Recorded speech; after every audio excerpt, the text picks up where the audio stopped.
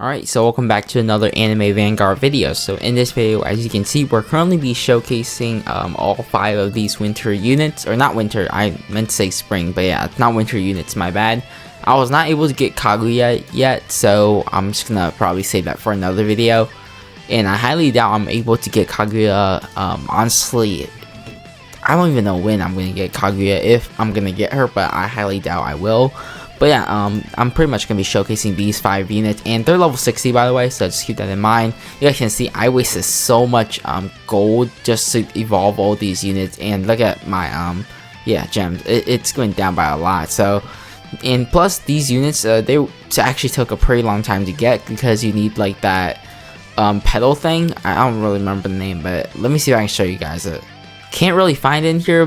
It's pretty much like the pedal thing that you need to evolve all these units. Yeah, like that 0 point, it's like the pedal on top, like the green one. Yeah, you pretty much need that, and that has like 5% drop rate, and that took honestly really long time of grinding and stuff. It actually took me like probably like 6 days of grinding on and off and stuff, but yeah, we were able to get it. But anyways, with that said, I'm gonna showcase all these units. Alright, so we are pretty much in the sandbox mode right now, so we're also gonna skip a few, or add the end to our account, so, and we're also gonna skip a few waves. So I'm pretty much gonna have the animation on as well, or the effects on, so we can see it. But yeah, we're gonna first start off with Arc. I believe this unit is from Fate, if I'm not wrong. But yeah, animation looks something like this. Pretty cool. And she also gets this Bloodthirst ability. Okay, pretty cool. And we're gonna go through her passive after we upgrade the requirements stuff, or yeah, once we get to like the level 10 requirements. And then yeah, animation looks something like this. Pretty cool stuff, honestly, nothing too crazy. But yeah, we're gonna skip also a few waves as well. But yeah, that's what the animation looks like. Now let's upgrade more, and she gets something called Aerial Combo, which looks something like this.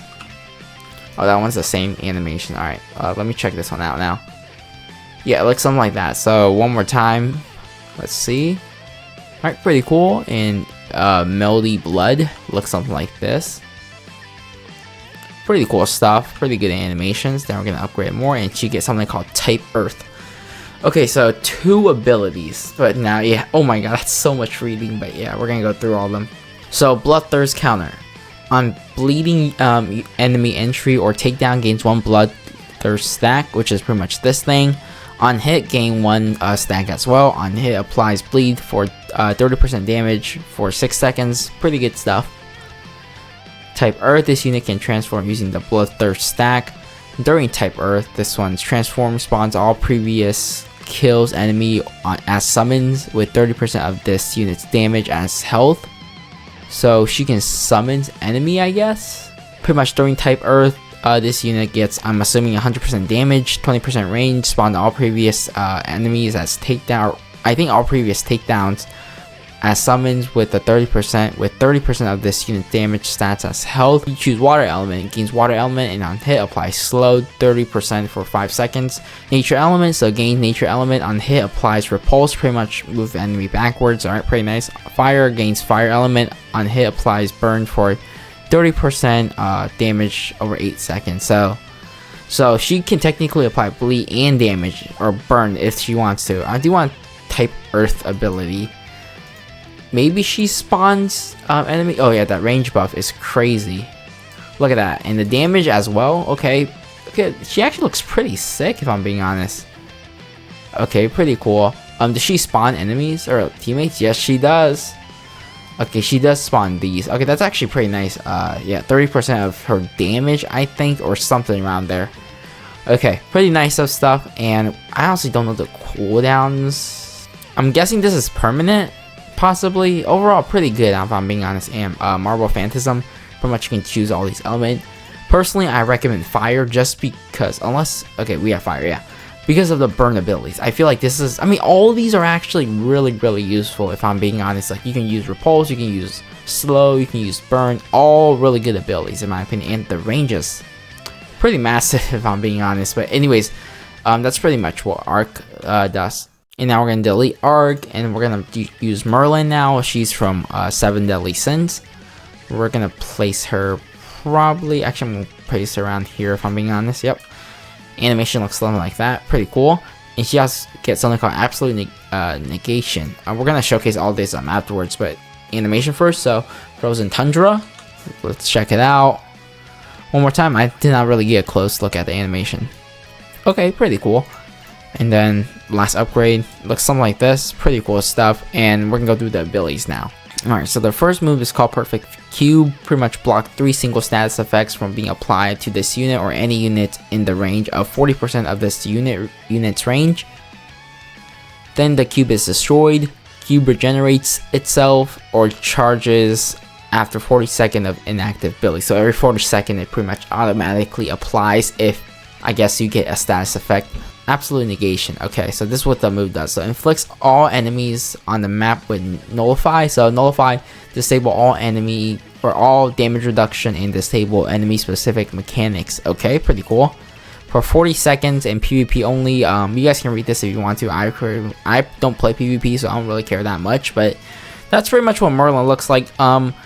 I honestly don't know how useful this ability would be. Maybe it could be useful for some enemies that has like status effects and stuff, but honestly I don't really find her as much useful, and I don't really think she's that meta, if I'm being honest. Maybe for PvP she might be more useful, but I just don't see myself bringing her, I guess, to like stories or infinite. I mean, I will say that her cost is, let me see if it's pretty cheap. I mean, it's actually kind of expensive, if I'm being honest, so I'm not really sure if I'll be using her in like PvP and like other game modes and stuff. Alright, so next we're gonna go through Rudius. So place him over here. I forgot the name of the anime, but yeah, that's Rudius from that anime name. I forgot the name, if I'm being honest. So damage amplification. Input amount of mana you want to use to buff attack damage. So pretty much this is the mana bar that charges up. And animations, let's check it out. Okay, pretty cool. Alright, Earth Javelin, looks something like that. Alright, nice. Fireball. And yeah, that's pretty much what Fireball looks like. Pretty sick. Upgrade more, and she get Torrental Downpour. Full AoE, by the way. Actually looks pretty good. Full AoE isn't that bad, honestly. Full AoE, yeah, we'll take it. We'll take it. And I don't think he's crazy expensive. Actually, he is kind of expensive. Damn. He is actually pretty expensive. Maybe he's good. Honestly, I have no clue. So pretty much a rank staff. Has a mana meter that regenerates 1% every second. Attack restore 5% of the missing mana. This unit can input a number amount 1 through 100. And can use that much mana to buff this unit's damage by 4x the mana used for any attack. I don't really know what that means by 400, but or 4 times. Let's just use it just to see. So we activate the mana, and he gets like a damage buff or something. There you go. That's his, I guess his full damage and stuff now. All right, so now let's showcase this character from Fire Force. So I'm gonna read the passive later. So, but the animation looks something like this. Pretty cool. Ooh, this fire effect looks actually really sick. Oh, this is like she spawns like this thing, which is pretty cool. Alright, but now it's Flower Blizzard. Looks something like this. Let's check it out. Alright, pretty cool. Let's upgrade even more. And Flower Illusion. Okay, that's actually pretty sick. So one more time, and this is pretty much her stats overall. Honestly, not too. I mean, I don't want to say it's terrible, but it's not like that good, I guess. So on placement spawns a firing Sakura tree behind this unit, which is pretty much this thing, I'm assuming. Alright, so now we're pretty much going to go through these passives. So, Evolving Slime. Every upgrade this unit gains reduce the cost of next upgrade of other self-owned placements of this unit by 3%. So, I'm assuming pretty much you evolve this unit, or not evolve, but whenever you upgrade the next unit that you have, next like slime unit, so gains active Great Sage. Pretty much once Great Sage identifies an enemy, this unit deals 40% more damage to that enemy. Okay, so pretty much they all get 30% more damage. So let's check it out. So yeah, this character 30% more damage, 60% total. Alright, pretty cool. He still costs the same, so I believe what you have to do is place down all of them at the same time, if I'm being honest, and then the cost will decrease. Let me try it out real quick. Alright, so I'm going to place down all 4 of them, so we'll get like a 90% damage buff or something. Maybe 120 or, yeah, 120 damage buff. Okay, I'm going to turn off the animation real quick because that's a lot of effects going on. Alright, so pretty much all of them cost 1,800, so now let's upgrade once. Let's see. Yeah, 1,746. Upgrade this one. This one becomes cheaper, and then we won't want to do it one more time. This one becomes cheaper and stuff, but let's say we just max this unit out and stuff. Alright, so this unit becomes this. Oh, yeah, that's actually pretty cheap. I'm being honest. So 1,829. I'll just keep that in mind. So now let's upgrade this unit. And then now it costs only 800. So it's sort of like a 1,800. So it's like 1,000 decrease in this unit.